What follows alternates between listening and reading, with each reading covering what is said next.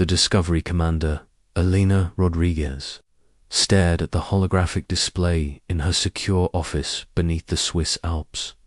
23 faces looked back at her, each representing a brilliant human mind that had died in the past 5 years.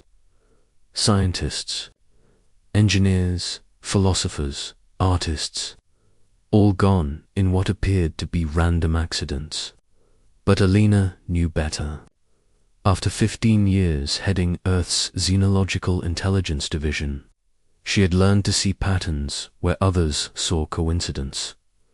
Dr. James Chen burst through the reinforced doors, his usually calm demeanor replaced by urgent excitement. The forensic analyst clutched a datapad against his chest as if it contained the secrets of the universe.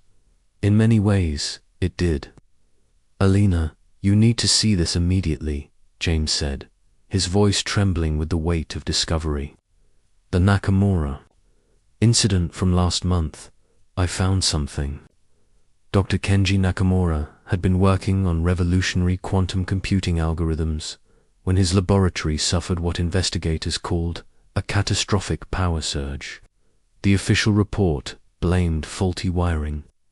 Elena had suspected otherwise from the beginning. James activated the holographic projector, and the room filled with three-dimensional crime scene reconstructions. "Look at this blast pattern," he said, highlighting specific areas in red. "The energy signature doesn't match any known Earth technology. The frequency modulation is completely alien."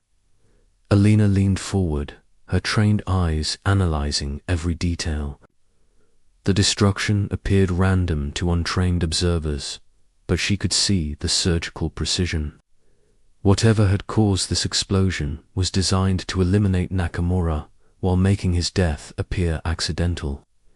"There's more," James continued, his fingers dancing across the control interface. "I ran comparative analysis on all 23 cases. Same energy signatures, same surgical precision, same attempt to mimic natural disasters or human error."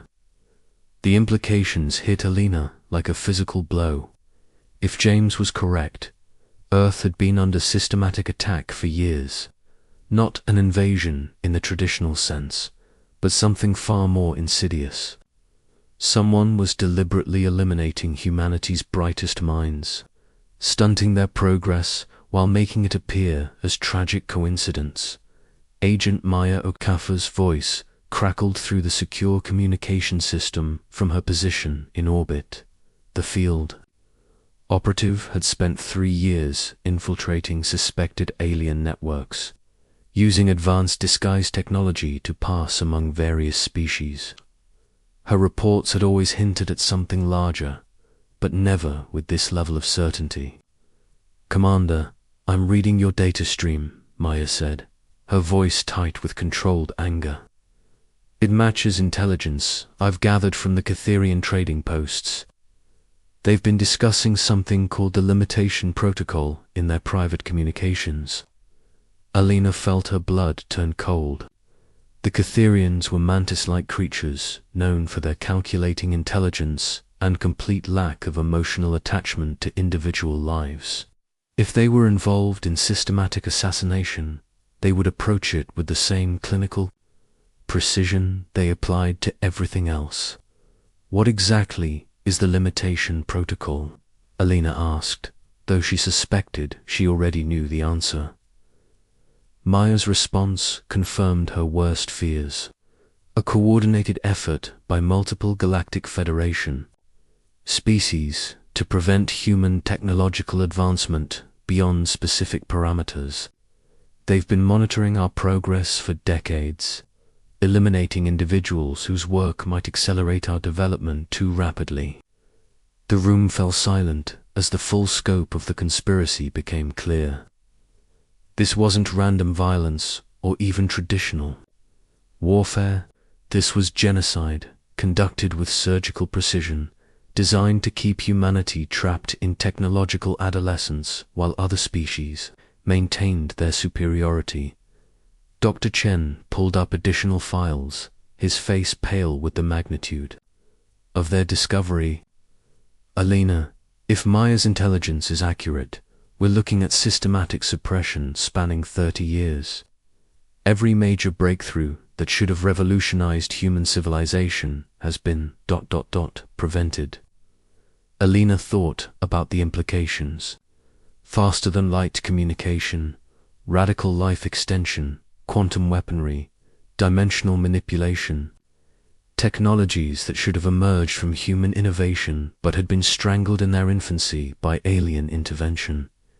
But as the shock of discovery settled, Alina felt something else rising within her. Not despair, but cold determination. The aliens had made a fundamental error in their calculations. They had assumed humans would remain unaware of their activities indefinitely. They had underestimated human curiosity, human persistence, and most importantly, human paranoia. James, how long would it take to compile a complete database of all suspected assassinations? Alina asked, her mind already formulating a response strategy.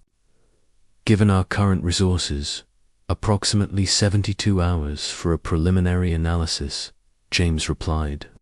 But Alina, even if we can prove alien involvement, what can we do about it? We're talking about species with technologies centuries ahead. Of ours, Alina smiled for the first time in weeks. It was not a pleasant expression. James, you're thinking like a victim. We need to start thinking like hunters. She activated the facility's primary communication array, establishing secure connections with human intelligence assets across the globe. Within minutes, faces appeared on screens around the room. Military commanders, scientists, diplomats, and covert operatives. People who had spent their careers preparing for exactly this moment. Ladies and gentlemen, Alina began, her voice carrying the authority of someone who had just discovered the truth behind humanity's greatest mystery. We have confirmation of organized alien assassination campaigns targeting human advancement. This is not a drill. We are officially at war, whether we chose to be or not. The responses were immediate and varied. Some expressed shock, others anger, but Alina was pleased to see that most simply nodded with grim understanding. These were people who had suspected the truth for years. Now they finally had proof. Admiral Sarah Kim, head of Earth's most classified military projects, spoke first. Alina, what kind of numbers are we looking at? How many species are involved? Maya's voice cut through the discussion from her orbital position. Based on my infiltration work, I've identified at least 7 Federation species actively participating in the limitation protocol. The Catherians provide tactical planning, the Saurians handle technological suppression, the Gorans eliminate individuals who pose military threats, and the Celestials focus on preventing spiritual or philosophical breakthroughs. Alina absorbed this information, her mind racing through strategic implications. 7 species, each contributing their unique advantages to suppress human development. It was a coordinated effort that demonstrated both the aliens' intelligence and their fundamental fear of human potential.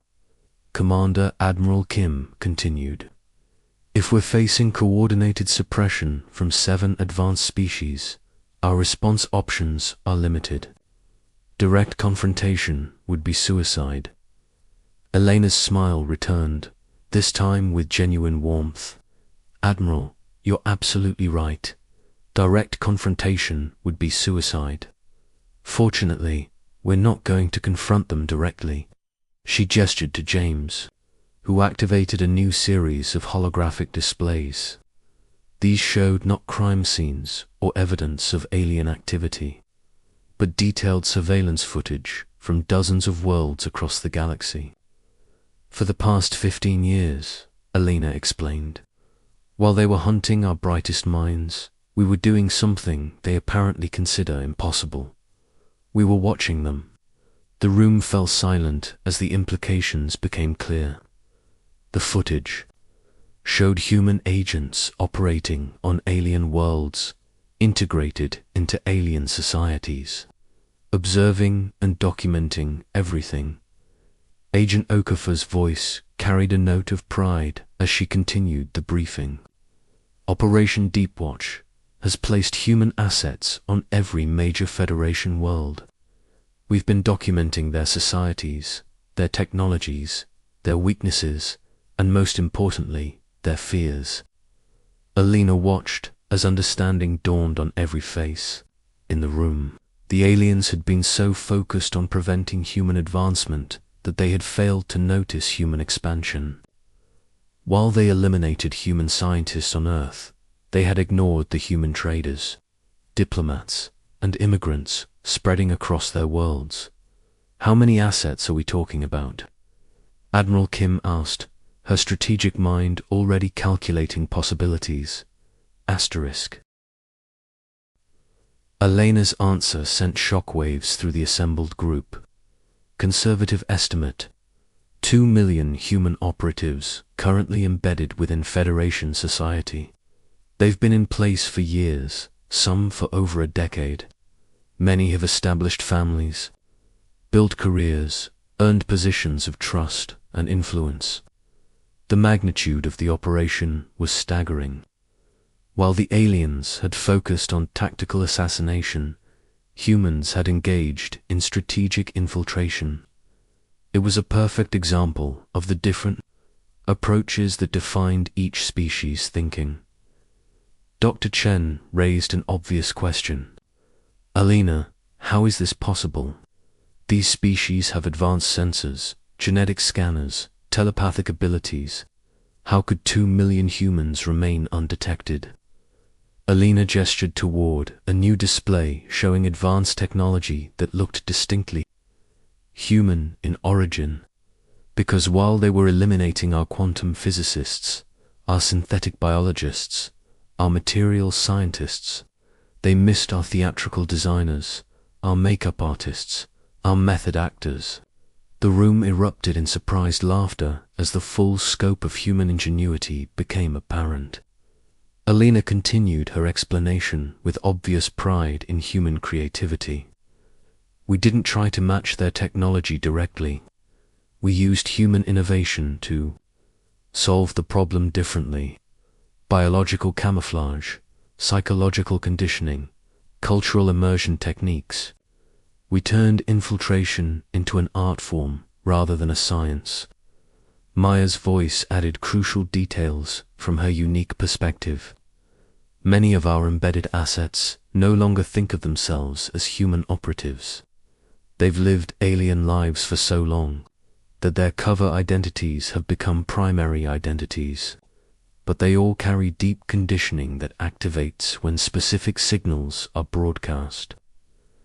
Alina felt the room's energy shift from shock and anger to cold determination. Every person present understood the implications. Humanity had not been cowering in ignorance while aliens eliminated their brightest minds. They had been preparing for exactly this moment. So what happens now? Admiral Kim asked the question everyone was considering. Alina stood, her posture radiating confidence born from years of careful planning. Now we send a message. The Galactic Federation has been operating under the assumption that humans are primitive, unaware, and helpless. It's time to correct that misunderstanding. She activated the facility's quantum communication array, establishing contact with human diplomatic missions across the galaxy. Ladies and gentlemen, initiate protocol. 7. It's time for the Federation to learn what happens when you hunt humans. The warning director Marcus Webb had always been considered the most diplomatic member of Earth's government. His calm demeanor and measured responses had earned him respect among both human and alien representatives. Today, however, as he stood before the assembled Galactic Federation Council, there was something different in his bearing. something that made even the most powerful alien delegates shift uncomfortably in their seats. The emergency session had been called at humanity's request, a rare occurrence that had generated significant curiosity throughout Federation space. Representatives from 47 species filled the massive chamber, their various forms creating a bizarre tapestry of galactic diversity. Ancient ethereals floated in their containment fields. Massive Goran warriors dominated entire sections with their bulk, and delicate celestials perched on specially designed platforms. Council Prime Velthar, an ethereal whose species had mediated galactic disputes for millennia, opened the session with formal protocols. The ancient being's translated voice carried undertones of curiosity mixed with concern. The Council recognizes Director Webb of the Human Federation. The floor is yours. Marcus stepped forward, carrying nothing but a simple datapad.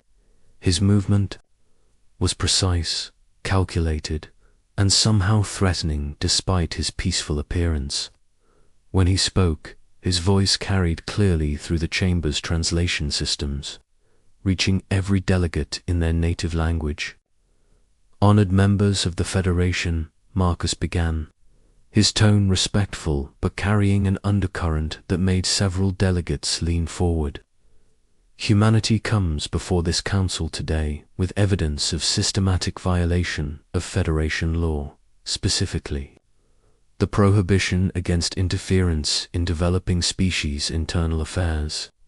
A ripple of confusion passed through the assembly. The Saurian delegate, Ambassador Zekata, rose to address the concern. Director Webb, surely there has been some misunderstanding. The Federation has maintained careful non-interference protocols regarding Earth for the past century. Marcus smiled, and the expression sent chills through observers who knew human facial expressions. Ambassador Zekita, I appreciate your concern. However, we have documented evidence of systematic assassination campaigns conducted by Federation species against Earth's population for the past 30 years. The chamber erupted in shocked denials and outraged protests. Delegates from multiple species began speaking simultaneously, their various forms of communication creating a cacophony of sound, light, and electromagnetic pulses. Through it all, Marcus stood quietly, waiting for the initial shock to subside. Council. Prime Velthar restored order with a pulse of psychic energy that commanded attention from all present. Director Webb, these are extraordinarily serious allegations. I trust you have substantial evidence to support such claims. Marcus activated his datapad, and holographic displays materialized throughout the chamber. The images showed crime scenes, energy, signatures, and detailed forensic analysis. But more disturbing were the recorded communications between alien operatives discussing their assassination targets. Operative designation, Mantis 7, Marcus read from the captured communications. Target, Dr. Alina Vasquez, theoretical physicist. Elimination method, simulated automotive accident. Authorization, Catharian High Command. The Catharian delegate, a mantis-like creature named Operative This Is, remained motionless in its designated area. The species' natural lack of emotional expression made it impossible to read their reaction, but the surrounding delegates turned toward the Catharian section with obvious suspicion. Marcus continued reading from his evidence files. Operative designation, Claw Unit 12. Target, Professor Robert Singh, Artificial Intelligence Researcher. Elimination method, Laboratory Fire. Authorization, Goran War Council.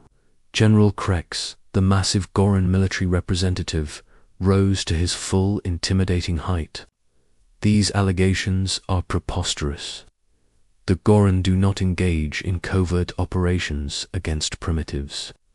Marcus looked directly at the general, his human eyes meeting the alien's predatory gaze without flinching. General Krex, we have video evidence of Goran operatives placing incendiary devices in Professor Singh's laboratory. Would you like to see it? The holographic display shifted to show security footage from multiple angles. The images clearly depicted Goran soldiers in stealth gear, methodically placing advanced explosive devices throughout a human research facility. The timestamp showed the placement occurring just hours before the laboratory's accidental destruction. General Krex sat down heavily, his massive frame creating tremors through the chamber floor. Around the assembly, delegates began examining their neighboring species with new suspicion and growing horror. Admiral Sarah Kim's voice echoed through the chamber as she joined the presentation via quantum communication link. Honored delegates, the evidence Director Webb has presented represents only a small fraction of our documentation. We have files on 847 confirmed assassinations, 2,156 sabotage operations, and 4,823 instances of technological suppression. The numbers hit the assembly like physical blows. These weren't random acts of violence or isolated incidents. This was systematic, coordinated genocide conducted over decades with clinical precision. Council Prime, Velthares, ancient voice carried notes of growing distress. Director Webb, if these allegations are accurate, they represent the most serious violation of Federation law in our recorded history. However, I must ask, if humanity has known about these operations for years, why did you not bring this evidence to the Council sooner? Marcus's smile returned, and this time it carried genuine warmth mixed with something far more dangerous. Prime Veltha, we didn't bring this evidence sooner because we were busy conducting our own operations. The chamber fell into complete silence. Even the various ambient sounds of alien life support systems seemed to quiet as the implications of Marcus's statement settled over the assembly. What operations? Ambassador Zektar asked, his reptilian voice barely above a whisper. Asterisk. Marcus gestured toward his datapad, and new holographic displays materialized. These showed not Earth locations, but scenes from dozens of different worlds across Federation space. The images depicted humans living and working among alien populations, integrated into their societies, occupying positions of trust and influence. While you were eliminating our brightest minds on Earth, Marcus explained calmly, we were placing our most capable operatives throughout your civilizations. Conservative estimate, 4 million human assets currently embedded within Federation worlds. The revelation sent shockwaves through the assembly. Delegates began frantically accessing their own intelligence networks, trying to verify the impossible claim. The idea that primitive humans could infiltrate advanced alien societies seemed absurd. Yet the evidence was undeniable. Dr. Lyra, young celestial researcher known for her analytical mind, spoke with obvious fascination. Director Webb, how is such extensive infiltration possible? Our security systems, genetic scanners, telepathic networks should have detected any significant human presence. Marcus nodded approvingly at the question. Dr. Lyra, you're thinking like scientists trying to solve a technological problem. We approached it as artists creating a masterpiece. New displays showed the incredible sophistication of human disguise technology, biological camouflage that altered genetic markers, psychological conditioning that changed thought patterns, cultural immersion so complete that human operatives had effectively become adopted members of alien species. Many of our embedded assets no longer consciously identify as human, Admiral Kim explained from her orbital position. They have alien families, alien careers, alien loyalties, but they all carry deep conditioning that activates when specific signals are broadcast. The implications were staggering. If humans could place millions of undetected operatives throughout Federation space, what else might they be capable of? The species that many had dismissed as primitive and harmless had demonstrated capabilities that surpassed the Federation's most advanced intelligence agencies. General Krex found his voice again, though it carried none of his earlier confidence. "What do you want from us?" Marcus's expression became deadly serious as he delivered humanity's ultimatum. The assassination campaign's end immediately. All operatives currently deployed against Earth are recalled permanently. And most importantly, Earth is declared a forbidden zone. Forbidden zone? Council Prime Velthor inquired, clearly unfamiliar with the term. No Federation species sets foot in our solar system without explicit human authorization, Marcus clarified. No surveillance, no research missions, no diplomatic visits, no trade expeditions, nothing. Our space is off permanently. The chamber erupted again, this time with protests about trade agreements, diplomatic protocols, and scientific exchanges. Marcus let the complaints continue for several minutes before raising his hand for silence. "These concerns are understandable," he said calmly. "However, they are irrelevant. Earth is forbidden. Any violation will result in immediate activation of our embedded assets." Ambassador Zektar raised the obvious question. "Director Webb, what exactly would activation of your assets entail?" Marcus's answer sent chills through every delegate present. "Ambassador, our operatives have spent years earning positions of trust throughout your societies. They know your weaknesses, your fears, your infrastructure vulnerabilities. They've had years to plan for contingencies." Admiral Kim provided additional clarification that made the threat explicit. "Our embedded assets include government officials, military officers, infrastructure technicians, and civilian leaders. They're not just observers. They're positioned to influence, disrupt, or if necessary, cripple your civilizations from within." The silence that followed was profound. Every delegate understood the implications. Humanity had not responded to assassination with assassination, or to suppression with rebellion. They had responded with the most sophisticated intelligence operation in galactic history. Dr. Lyra spoke again, her scientific curiosity overcoming diplomatic caution. "Director Webb, this level of strategic thinking suggests capabilities far beyond what Federation analysis attributed to humanity. How long have you been planning this response?"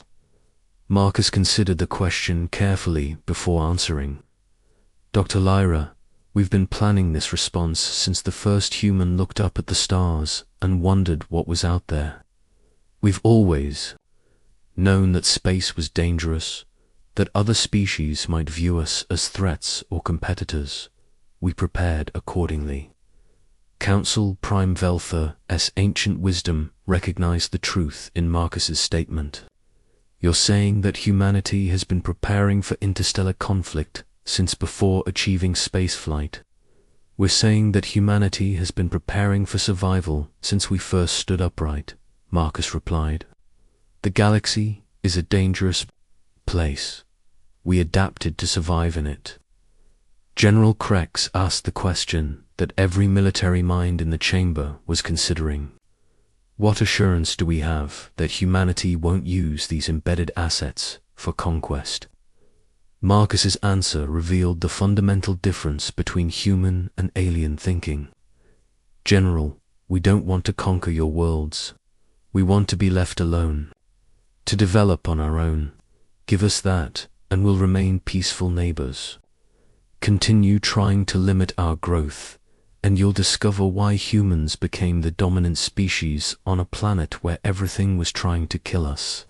The vote, when it came, was unanimous. Earth was declared a forbidden zone, all assassination. Operations were terminated, and new protocols were established for future Human Federation relations. But as the delegates filed out of the chamber, many carried a new understanding of their galactic neighbors. Humanity had revealed themselves to be not the primitive species many had assumed, but something far more dangerous, a patient, intelligent, and thoroughly prepared civilization that had been watching and planning for decades. As Marcus prepared to leave, Dr. Lyra approached him with obvious respect. "Director Webb, may I ask one final question?" Marcus nodded, his diplomatic demeanor returning now that the formal proceedings were complete. "When will humanity be ready to take its place as a full member of galactic civilization?" Marcus considered the question seriously before responding. "Dr. Lyra, we've been ready for decades. The question isn't when we'll be ready to join galactic civilization. The question is when galactic civilization will be ready to accept us as equals rather than threats to be managed." With that, Marcus Webb left the chamber, leaving behind a federation that would never again underestimate the species from the small blue planet on the edge of the galaxy, **